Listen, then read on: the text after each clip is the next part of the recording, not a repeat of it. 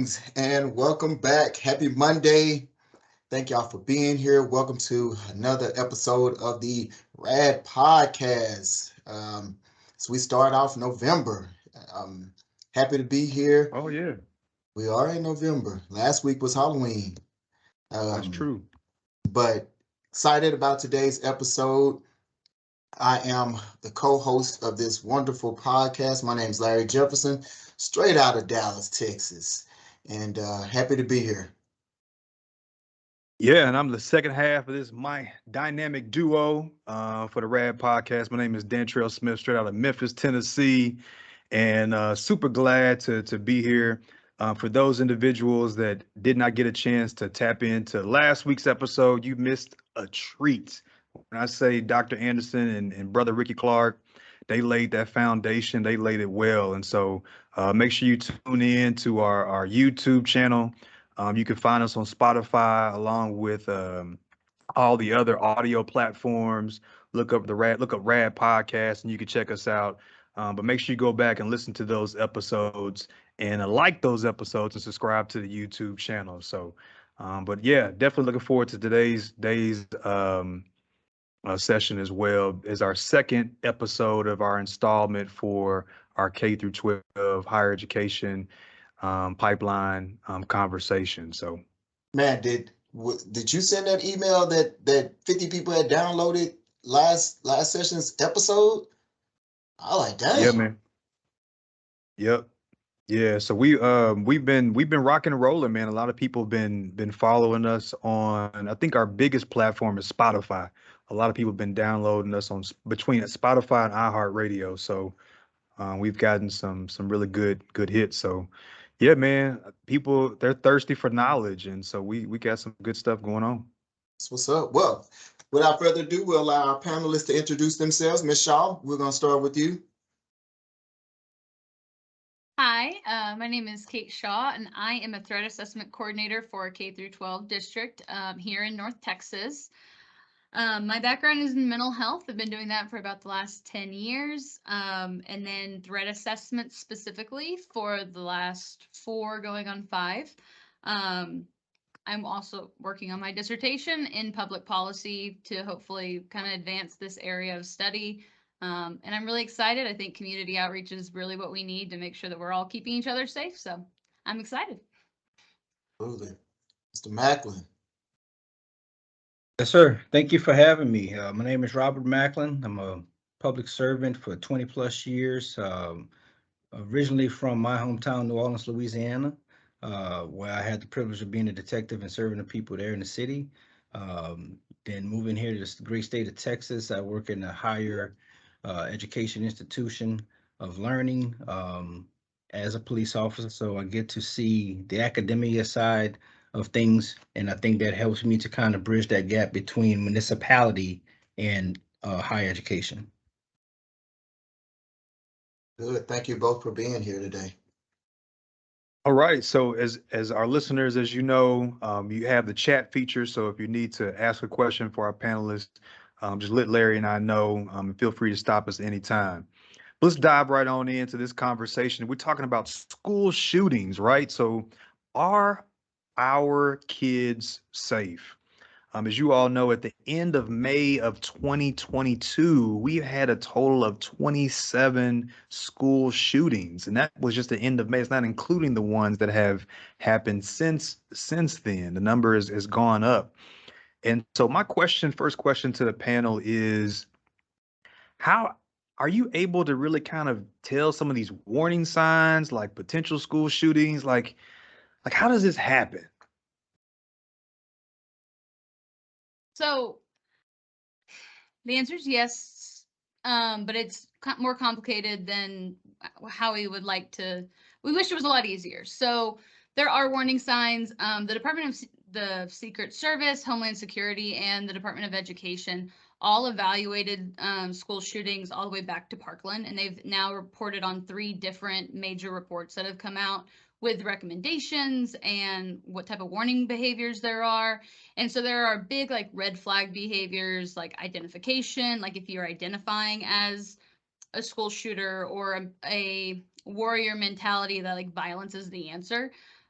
There's also, I could go on for hours about this because there's a lot of information. Let's go. Let's go.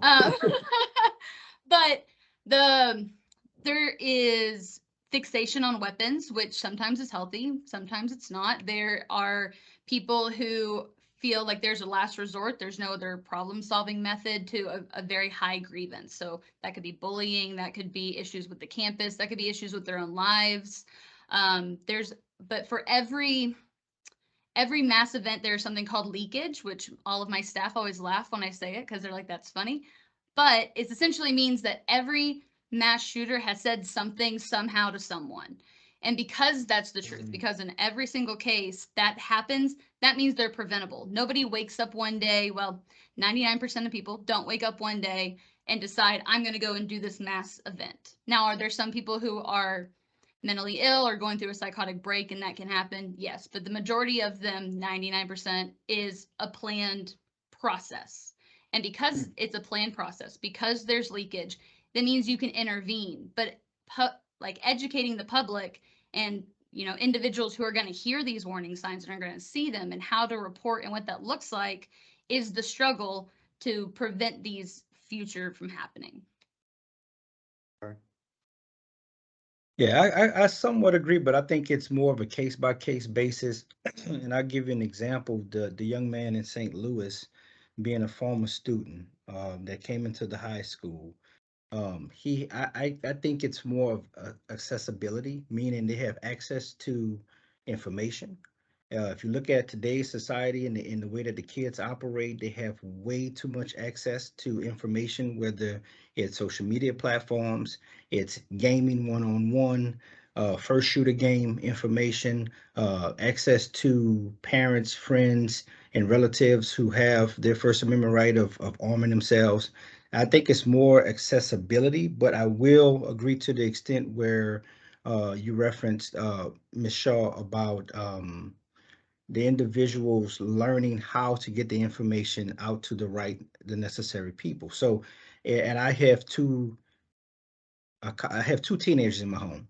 Okay, I have one college, one high school, and the issues we found within their school is how do you get this information out anonymously, right? So I think educating the kids or the students, so to speak, on how to anonymously give information will help us to combat what you're just saying about the potential school issues and shootings. So I got a follow-up question for both of y'all then. So like, do you feel or do you think that like teachers can be really trained on being able, or individuals can really be trained on being able to pick up on these warning signs? Like, because I mean, the fact that we've had, so many just within 2022 is it's ridiculous. Mm-hmm. So my answer is yes and no. So I've worked into fairly large districts, and part of that doing that is training teachers, because they see our kids every day, of what to report and what that looks like. And the reality is that we ask them to report very generalized items. Right. So we ask them to report any type of weapon-seeking behavior, violent behavior, really concerning. If a kid is like an all-A student and all of a sudden he's failing, something's going on, and then allowing the people who are trained to go, hey, is this something that we need to look into because we're on that pathway to violence, or is this something that something else is going on and we need to address it from a different direction? So our goal is really just to have people report, but that works good in a K through 12 setting. That doesn't work as good in the real world setting, because there are limitations of people getting involved in your life, and you have a right to privacy. And so that's a huge thing that comes up, especially for adults, that it is much harder versus K through 12. We can be like, yep, let's pull you into the office. Let's have a conversation. Let's see what's going on. Versus adults, you don't have that much leisure access to them, if that makes sense. Right. I was going to allude to that as well. In higher education, it's going to be a case by case basis, because if you look at the reporting system, the way that it is now, again, like Ms. Shaw said, if it's more of a private matter, there's so many different levels they have to go through in order to ascertain this information and then present it to the powers that be on, hey, this student, although we're providing a service for them, this is a private matter that they don't want to either discuss with us, or they're only giving us limited information that so that we can help them. So I would agree with Michelle on that one. And it's Yeah, funny and he- that Sorry. no, go ahead, go ahead. So he brought up a really good point, which is huge in threat assessments and trying to fix this problem, which is silos. So law enforcement holds this information, and then school districts hold information, and then mental health services hold this information. But when you put all of it together, you see a full picture. You see, oh my goodness, well, if we knew this, we could have done this. If we knew X, we could have done Y. And so that's a huge thing of trying to break those, but then also keeping people's personal lives and their privacy intact. And so it's a balancing act of like, what are we doing to help versus, is this going to be harmful if we're wrong and they're just somebody who wants to talk about some thoughts they're having? At what point do you cross that line? Mm. And I have to agree, because we had a case, and it went to student conduct, and there was a lot of reluctancy for them to move forward because of what the students said, and how they basically was like, oh no, these are just thoughts. And in the adult world, it's a little bit more difficult to even hold the student even accountable, especially being that you can conceal carry here. Mm-hmm. So, but moving forward, Dantrayl talked about the shootings and how many there have been. What do y'all think are the looming effects of individuals, teachers, principals that have to go this, and and then have to come back and deal with the aftermath of the media question them, parents question them, because I'm sure once it happens, the parents are really on them. The board members questioning the leadership. What is the process of that? I'll let Michelle go first if you want to. Okay. I was gonna let you go first. I feel like I kept going first. No, I'll let you. So I mean, it's gonna be hard. Mental health wise, I mean, that's where I'm looking at that answer to that question. There's a trauma response, there's a fear, there is. Let's talk about Uvalde, because this is a big thing that's come up with a whole bunch of parents and staff. Is now there is a lack of trust on our officers. Mm. And where I have sat with many of my officers, I've worked alongside police officers my whole time I've been working in mental health nearly, and I know that all of them are going, what on earth happened? They're standing right there with it. But now you've gone for our population, they're like, oh, well, we have officers in schools that are going to keep us safe. And now you have an example where that didn't happen. So now there is there's a greater divide in how are we going to make people feel safe at school, even if we have officers who are armed, because now we have people all over the country who are like, oh, well, I'm a citizen and I have a gun, so I'm going to go and stand in front of my kid's school. What's the additional concern there? That are we going to do background checks on these people who decide to stand in front of these schools? I mean, there's such a fear and such an unknown of what do we do, especially when you don't know them, when there are people in the community. Okay, let's make sure our doors are locked. Great. What if you have a faulty door? What if that's the day your door, because that's what happened to you. The door didn't lock. It was already supposed to be locked. It closed. It didn't lock. And that was it was a horrible situation altogether. And I mean, I've read all of the reports, obviously, but it's terrifying for everybody. And, but when you think about it, where else are you going to go? Any schools, if we close our public schools because we don't think they're safe, they're going to go to private schools. It's going to be the same situation. It's not going to be different. They can go to a mall if they can't get the person that they want at a school. They can go to a movie theater or, a grocery store. We see them everywhere. So this is a huge problem for our kids everywhere.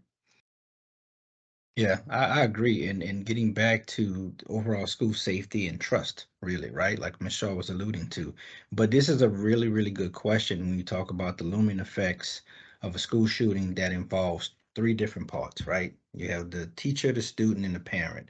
So teachers and students are usually aware of drills or exercises that they're, have to do, whether it's a semester, whether it's every other month. They're aware of the drills that they're supposed to do. Parents, however, are most likely not always involved in that part of this circle, right? So the parents are unaware of what's going on. They have a idea or a clue what the student or the teacher is supposed to do in case of a critical incident. But I think involving all three entities that you just talked about, teacher, student, and parents, and having them a part of that training, and I get it, they have to work. That's why the kids are in school. But you have to make something available to the parents to give them a gist of, hey, here's what to expect in the case of a critical incident. Here's what our protocols are in place for the school. Here's what you're required to do as the parent, and so that you don't come to the school to put yourself in harm's way.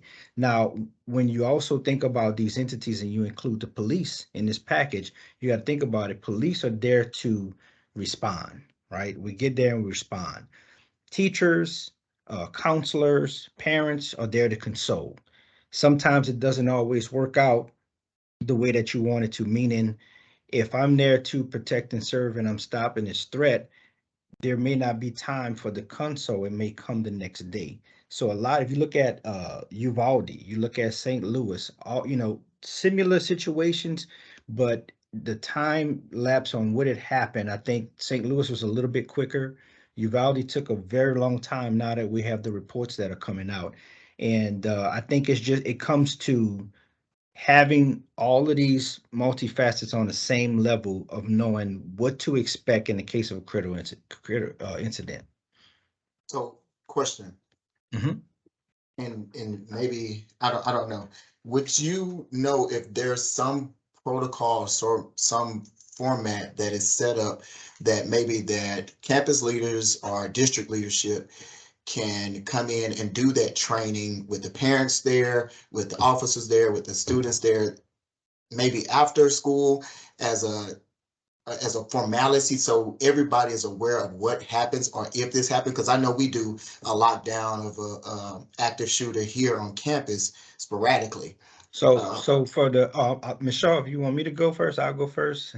You can go first. Yeah. Okay, so from the higher education side, that's a big undertaking to have the students, which are considered adults, and their Right. parents. However, most of our adult children still live at home, or they still depend on their parents to help them out in some form or fashion. So what we do when we do new student orientations, or we do one-on-one, just talking to the students on campus, what we advise them is, hey, if you have a cell phone or your parents have a cell phone, make sure that they download this app. It's called the Alertus app. And that way, when something happens on campus, not only will you get the alert, but your parents will get the alert. And then that's how we try to involve having the students' parents and, kind of involved of knowing what's going on so that they can feel safe knowing that their kids are on campus. Got it. So, the state of Texas put out not a requirement, but a suggestion to have a standard response protocol. So for like all of our drills, there's a very specific language. The reason they put this out is because you could go to one school and a lockout and a lockdown and a secure, they didn't always all mean the same thing. So that way, whatever first responder knows hey, this is what this is called.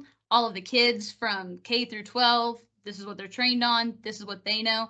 And then we do the best that we can to push out to the parents, hey, this is what drills look like. Both the districts I've worked in, they have sent out like mass communications through text and email and all of those things, depending on the school. But I mean, he's very right. In those moments when something happens, the last thing that they're thinking is, hey, I need to let a parent know. They're thinking, hey, how do I make sure that these kids are safe? And then how do we let parents know? But there's also please don't come up to the school so our first responders can get here. Please do not make traffic. So we have people that can get here, which is, as a parent, I couldn't imagine not going to the school, not going to get my child, because that's terrifying. But I mean, the best that we can do most of the time. So let me ask you this question. Y'all brought up a couple of the shootings that have happened, and one of the things that I feel like we as individuals that weren't there, we're kind of getting information through hearsay, right? In terms of how they want us to receive the information. And I know you all kind of study or kind of in the weeds of these conversations. Can you talk specifically about like what really I don't want to say what specifically happened because I mean, know you all were there, but like, what was the breakdown? Like, what went wrong So, specifically? Uvalde so specifically? Yeah, yeah. Uvalde. Yeah, we can talk about that one. Go So ahead. Uvalde, I mean, wow, you're talking about a cluster, okay? When they say, and I'm gonna kind of bounce around. So the St. Louis student was a previous student, but they labeled him a loner. So you got to be careful with that because you can't put everybody in the box and think that Right. just because they're a loner, they're out to hurt someone, right? So we got to make sure Okay. we put that out there. But the Okay. Uvalde incident happened by chance. This individual according to the Cameron reports, he was driving at a high rate of speed, just so happened to crash, not knowing if Uvalde was his specific mission on that date. Although he Hmm. had access to large caliber weapon and many rounds of ammunition, but he was after the crash. Two individuals went over to help him out. He started shooting at them. So at this point, something was going on with this individual on that particular day. After he shot at the two individuals and they were safe, he continued to walk where he found a door that was unlocked to the school. It was Robb Elementary, right? So he opened the door, and from what we read, I mean, and this still can't be confirmed yet, but it was an employee went out the back door for something. When she went back in, he or she, the door didn't lock all the way, right? So he gained access into the school and started making his way to the classroom. So on that particular day, that individual, we still don't know what was his sole purpose and where was he heading. He had an opportunity Oh, that he took when he went into the school after his vehicle was disabled and crashed into a nearby ravine. Yeah. Building on to what he said. So my thing is the background, the warning signs. So that's what I looked into. So he talked about shooting up a school. Um, he did not say Robb Elementary specifically, but he had talked about it in generalities. There was definitely some sort of planning for that time range. So he had Mhm. made a lot of communications online about, oh, well, that's going to be too late. Like when they were talking about August or when they were talking about Mhm. June, or, oh, well, you'll see what happens. So there was always something, but there wasn't a like direct, this is what I'm going to do and how I'm going to do it. Which you do see in some cases, like the really large cases, you see it a lot because that's what everyone wants to talk about. But right. like the majority of mass shootings that you don't have that. You have to use what information you do have available. Um, but I would let him talk about the police breakdown because that's your side. Because I want to be careful. Yeah, But we did an active shooter training this not a few months ago, but basically the overall data that we're getting back, it was you ever heard the terminology too many chiefs and not enough Indians? Right? Mhm. Meaning Okay. you had so many different entities on scene that was hearing in real time shots being distributed throughout the school at some specific juncture, right? And you had individuals, from what I read on one of the reports, was a higher ranking officer giving instructions or commands via telephone. So this person was not there on scene, which how can you properly assess the situation if you're on the phone? So to me, I know that there was a couple of higher ranking DPS individuals who were fired from their job from not acting. I'm still going through the data to determine one, I know it was Uvalde Police, DPS, and I believe it was some other entities or agencies there. Now, Border who had Patrol. the higher rank at the time and being able to work with additional agencies and learning how to report to a critical incident, that's what I'm still trying to determine. But at some point, somebody should have acted and made some type of decision, period. Mm. Thanks. So I have another question, but before I ask that, I want to I saw a chat, some comments were going through the chat. Larry, was there any questions that came up Oh no, it or was any? just someone saying, the first question that they would ask campus leadership is how did the incident happen? Like what happened? What was the breakdown? I'm gonna take it that's what the individual meant by that question. Oh, okay. But if Uh, there's anybody else that has a question for our panelists, please unmute your mic and your like turn your camera on if you feel comfortable, and you can ask that question. ask a question. Sorry.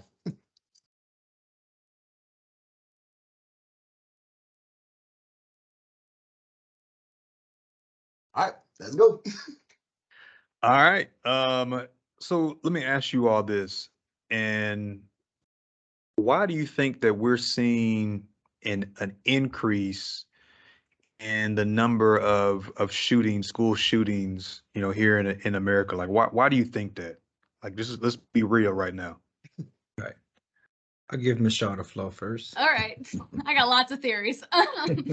But so one, I absolutely think social media is a huge thing. So there, if you think back before social media happened, if you had extremist thoughts, if you had extremist beliefs, if you had these thoughts of wanting to harm a bunch of people or things like that, you were kind of by yourself. You were in silos. You couldn't likely if you lived in like in a small town, you're not going to go find other people with that same ideology as you. Now if anything you believe, you can find someone else on the internet that agrees with you. And that culture and that access and that reinforcement of these extreme ideologies and that this is how you solve problems is now readily available. Additionally, for our kids who are doing mass attacks like this, they're being exposed at a super young age. Like this is a normal thing in culture. This has now been seen as almost a way to solve problems. I have kids that make jokes about school shootings regularly. That this is Wow. now just how it is. And I have a brother who is a coach at a high school, and he knows what I do. And he goes, Kate, I would do nothing else but report threats if I had to make a report for every, athlete that makes jokes about this, because this Wow. is what our kids have had to grow up and accept as normal, because we do have them go through drills. And I agree with drills. I think that they're needed for when something goes bad, that you automatically know what to do. But we're training them at very young ages that, hey, this is something that could happen and here's how you have to respond. So I think it just becomes I think it's become very part of our culture. And also I don't think the our increased access to weapon, especially in this state, has helped that at all. So yeah, when you say, what has contributed to it, it's primarily two words: mental health. Okay. And what I found over the pandemic was kids and young adults had access to these social media platforms where, let's say TikTok, you have a 30-second clip of a video. Imagine that times 4 hours, times 6 hours, times 7 days a week. That's multiple emotions. You're on this roller coaster of emotions, right? Then you start the engine feeds you a for you. Oh, I think you'll be interested in this video. So if it's a sad video or something that plays on the mental health, it continues to feed these kids. Okay.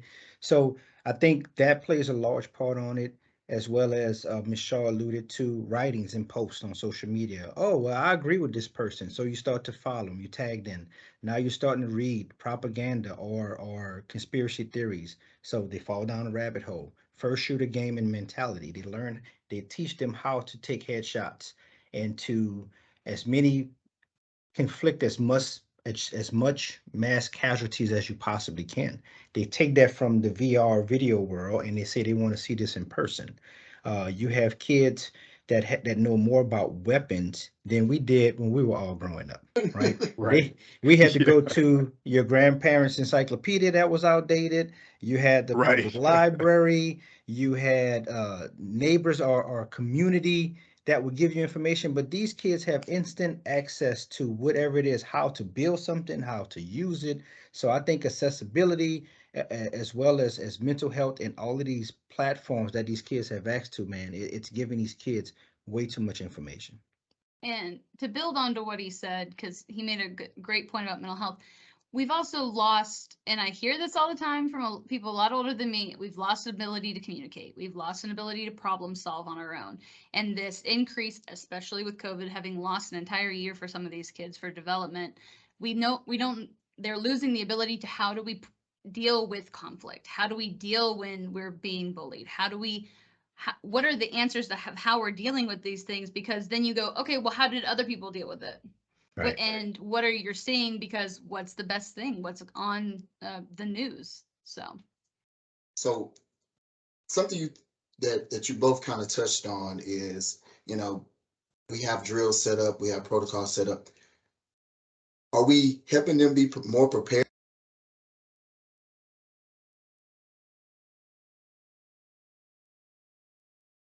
Sorry, Dantrayl muted. um, for so, for instance, someone that is going through it and have the thoughts of it, of I'm planning to shoot up this school, and we taking them through these protocols so they know what actions are going to be taken, what things are going to be done, the protocols.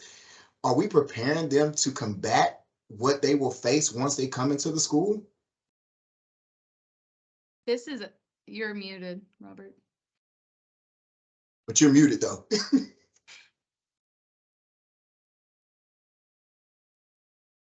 Nope. My apologies. I don't know what happened there, but That's that yeah, trail fault. yeah, Dr. Smith, your fault. But now, I think to an extent, you're showing them certain protocols, but when it comes to, and I can only speak for myself here, being a part of special operations, there's some things that you won't see that we do in the case of a critical incident. So to a Gotcha. degree, they know lock in place, turn off lights, etc. But there's some other things on the other side of that coin that they don't know. Gotcha. Okay. Mhm. Perfect. I was gonna say that same thing. There are certain things we don't share, but I mean, so let's like lockdown for example. It's lock lights out of sight. Well, that's what a normal empty room looks like. So, are you gonna come and shoot and you're like, oh, this one has it, or do they not have them in that time period? So they tried the best they can. We're gonna make sure that our doors are locked. We gotta make. I mean, we gotta do the best we can to be preventative. But I think that exact same thing. I'm like, am I training kids to know how to break this down? But I would way rather train 1,000 kids on how to keep themselves safe than not train the one. Like it. Appreciate it. And then doing the overall assessment with the college students, I've been dealing with college students for 12 plus years, and for the most part, it's more real world issues, and it's alluding back to what Ms. Shaw said. They're not been taking care of them, not taking care of themselves, but they haven't had the opportunity to contribute to society. So they don't know how to pay taxes. They don't know how to do adulting, is what we call it. Those are some of the real world issues that I see most often with the college uh, age kids, and it's not really uh, specific issues where they want to harm someone or themselves, if that makes sense. Because again, I told you I have two teenage daughters in my home, and it all comes down to communication. So for them not communicating or want to, it can look like to the average person like, oh, something's wrong with this kid. They fit that loner type of mentality, but it's not. It's just that these kids do not want to talk to anyone else if they don't have to. They just don't want to.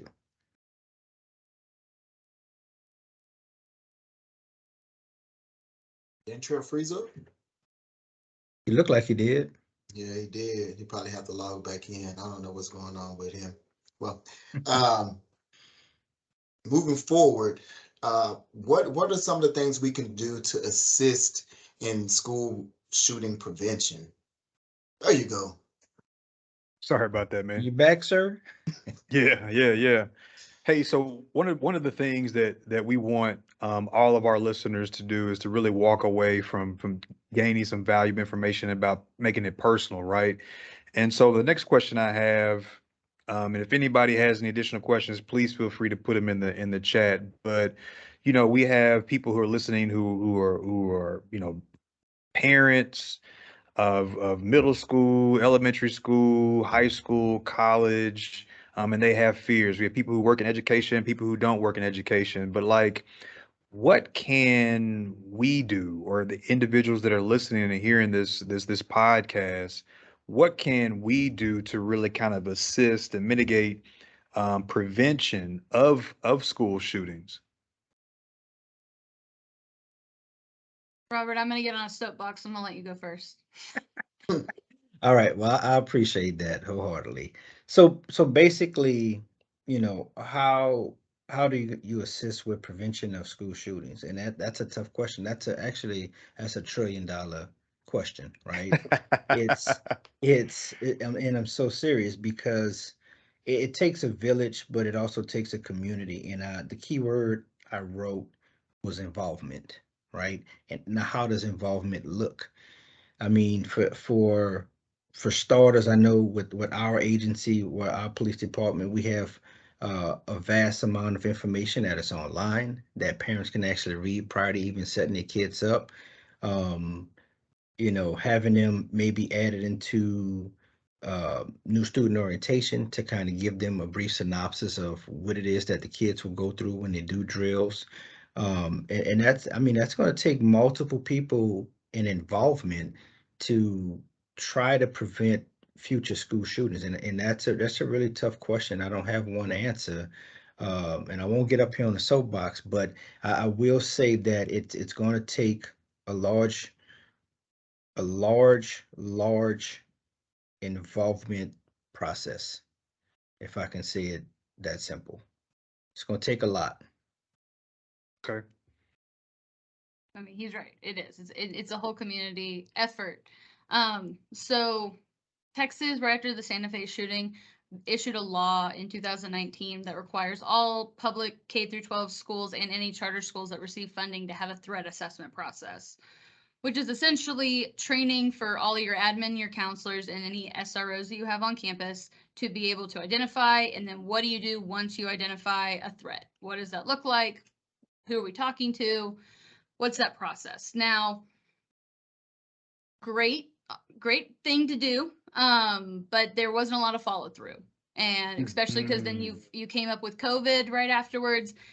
You're training administrators who are educators. You're training counselors who are not normally like licensed counselors, but a educational counselor, and going, hey, here's an 8-hour course on threat assessment. Good luck. And it doesn't really work that way. And so having staff that's dedicated to it. So I've worked in 2 districts that have staff dedicated to it. And what we find when we talk to other districts is they don't. And when you don't have staff that this is their job, it gets put under the rug. You've did the best you can, but you catch like the really big things. You catch that kid that came on campus with a weapon, but you're not catching that kid who's been talking about violence for the last like 3 weeks that nobody knows what to do with. They're like, oh, well, it's just talk. Well, if we handle it here, we're not waiting for them to show up with a weapon at our schools. And so one thing that I'm going to say, because I have this platform, is please work with your districts. Please figure out what they're doing. Advocate that you care about this and that you want this, because everyone's like, oh, well, you're going to use it to label our kids. But threat assessment isn't punitive. There's no part of it that's associated with discipline. It is literally here to go, okay, what got us here? Now, is there discipline sometimes associated because of their actions? Absolutely, but that's outside of a threat assessment process. If you are in a community and you have concerns about someone, there are few. If you feel comfortable enough to communicate with your law enforcement, please do. But there are fusion centers. So in the DFW area, there's one in Dallas, there's one in Fort Worth, and there's one in McKinney. You can look up What's a Texas Fusion fusion? Centers. Yeah. So What's they're what's threat that? assessment centers for concerning behaviors that you see in the community. They're brand new. Oh, okay. Well, they're new-ish, but this is a new thing that they've decided to take on. So for adults in the community, that's somewhere you can send them. Then they contact the correct people in your local areas of going, hey, this got brought up. What do y'all know about it? Different things like that. Talk to your kids. If you see something online, teach them if they see something online to tell someone. Don't take it as a joke. What you find in Parkland, what you found in I normally can say all these off the top of my head, but Parkland, Santa Fe, there's another, Oxford. All of those in those and many, many more, they told someone, they posted something, and people go, oh, it's funny, it's a joke. Or they're literally in class going, I'm going to shoot up the school. And they're like, oh, well, they haven't done it. They said it 6 times, but they haven't done it yet. Well, how do you know the 7th time isn't the one? How do you know, like, why are we not taking it seriously at that point and waiting for someone to do something? What culture does that say in our classrooms that it's okay for you to say these things? But yeah, talk to your kids. They know. Every time I go and talk to kids, they're like, oh, let me tell you about this and this and this. And I'm like, how does Oh, no wow. adult know this? But they aren't Right. communicating with each other. And so if we can get our kids to tell us or tell someone, that's great. Every district has to have an anonymous reporting system for threat assessment specifically. Please use it. Tell your kids about it, tell your friends about it, tell everybody in the world about it. We will look into whatever it is because we'd way rather know and it not be something than wish that we had done something. And I can't imagine living with the guilt of knowing I could have done something and something bad happening. I think that's most of my soapbox. So But I I was agree. I agree, Dr. Smith, and I was going to say that we have that platform to report something anonymously. Also, too, nationwide, there's information that my team passed out with the See Something, Say Something campaign.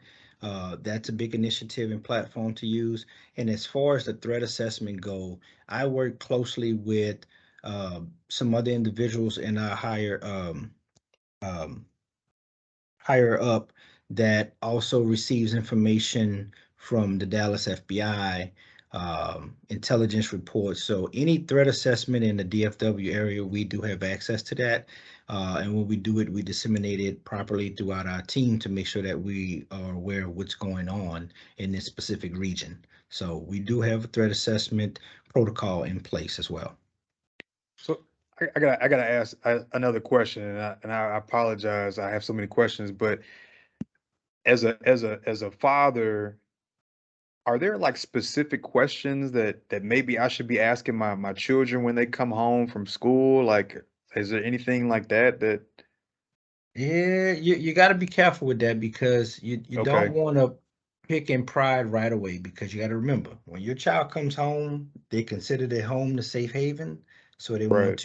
they want to unwind and unload.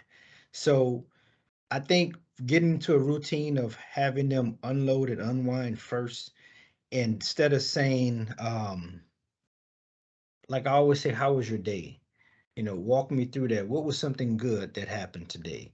Or what was something that made you feel sad today? And I'm dealing with teenagers in my home, so believe it or not, they will open up eventually, but they're afraid of, well, if I tell my dad this, he's an officer. What is he going to do with this? He's coming down to school, and I have to let them know. Listen, I'm not. You have anonymous platforms that you can use at your school. You have your counselors there at school. You can always talk to them. And then if you get to where you're accessing those platforms and they're not working, then you let dad know, and I'll be able to nicely get this information over to school. So to answer your question, it's kind of on the soapbox there, Dr. Smith. But to answer your question, it's probably not specifically directly but indirectly, like, hey, was anything good happen today? Anything bad happen today? And believe it or not, after time, those kids open up to you. And I mean, I agree with him. I think a big thing is so I call parents every time we do a threat assessment. And so what I hear from them is a lot of like, oh, well, I didn't know, or oh, I didn't ask, or oh, my kid didn't, X, Y, or Z.